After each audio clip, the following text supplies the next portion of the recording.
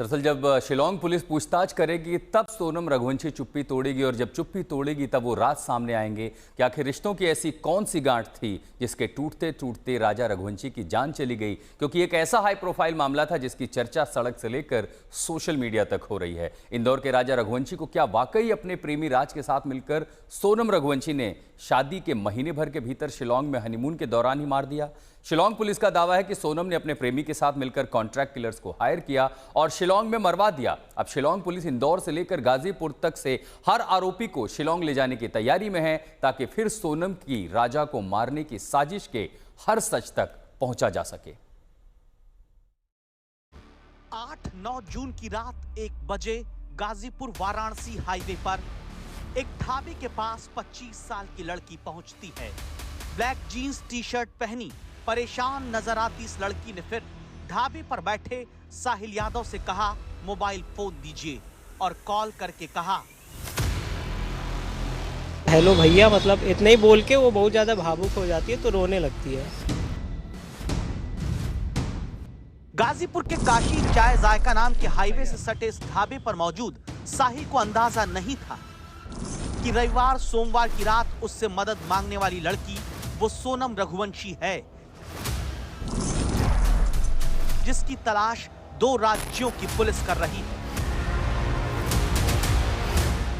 जिसकी खोज 17 दिन से 2 राज्य की सरकार, पुलिस और परिवार के लिए सबसे बड़ी चिंता का सवाल है, जिसकी तलाश में सोनम के ही घर वालों ने इंदौर में घर के बाहर अपनी बेटी की तस्वीर उल्टी टांग दी इस टोटके के साथ कि शायद उल्टी तस्वीर टांग देने से 17 दिन से देश की सबसे बड़ी मिस्ट्री बन चुकी कहानी में सीधे द एंड तक पहुंच जाएगी।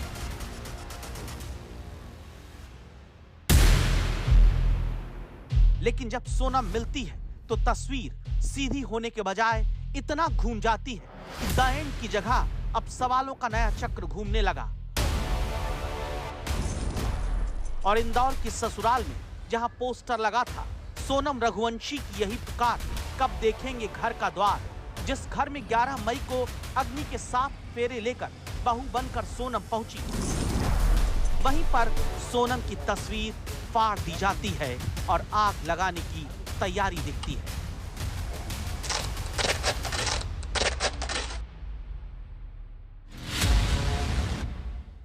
सब जानना चाहते हैं सोनम कातिल बेवफा है या बेगुनाह है, सोनम पति के कत्ल की मास्टरमाइंड है या खुद पीड़ित है, सोनम ने मोहब्बत के लिए पति को मरवा दिया या फिर खुद किसी साजिश की सोनम शिकार है।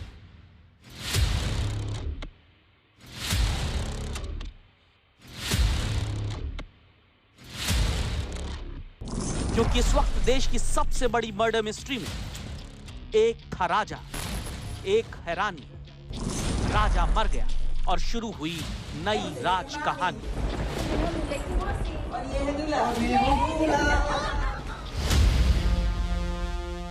अट्ठाईस साल का इंदौर का राजा रघुवंशी, जिसे आखिरी बार 22 मई को अपने हनीमून पर पत्नी के साथ मेघालय के शिलोंग में देखा गया और फिर इंदौर से 2185 किलोमीटर दूर शिलोंग में पहाड़ी से नीचे राजा का शव उसके गुमशुदा होने के 11 दिन बाद मिलता है।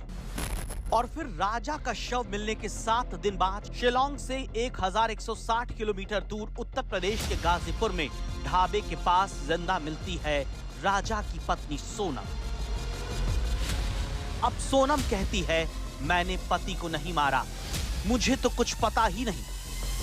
फिर आप लोगों ने पूछा नहीं कि कहाँ कैसे आ गई यहाँ पर? हाँ, तो मतलब नहीं तो कुछ देर बाद मतलब कॉल के बाद से आधी घंटा तो वो बहुत ज़्यादा मतलब रो रही थी और जल्दी कुछ बोल भी नहीं पा रही थी, तो उस टाइम हम नहीं पूछे।